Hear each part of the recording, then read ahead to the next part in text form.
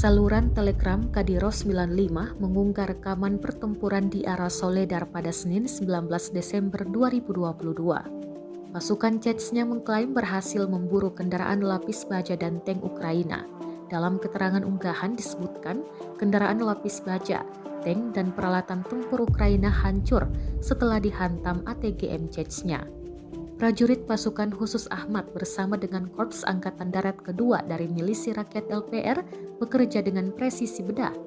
Setelah bertemu dengan pasukan Chechnya dan LPR, tentara Ukraina tidak punya pilihan selain buru-buru meninggalkan kendaraan berharga yang disediakan dengan baik oleh Sekutu Barat, jelas narasi unggahan.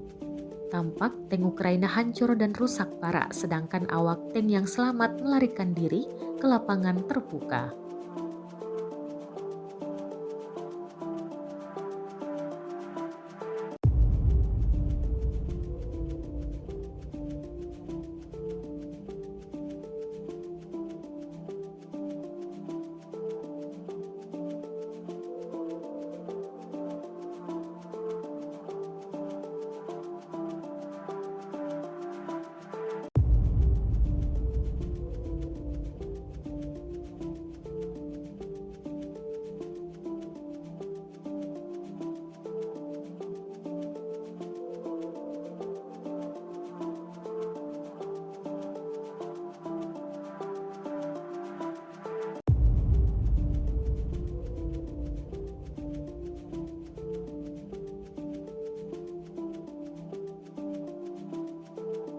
Rusia melaporkan secara total 344 pesawat Ukraina dan 184 helikopter, 2.684 kendaraan udara tak berawak, 398 sistem rudal anti pesawat dieliminir sejak awal operasi khusus.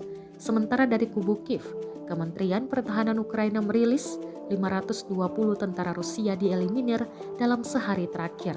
Total 98.800 prajurit Federasi Rusia meninggal sejak awal konflik hingga hari ke-300.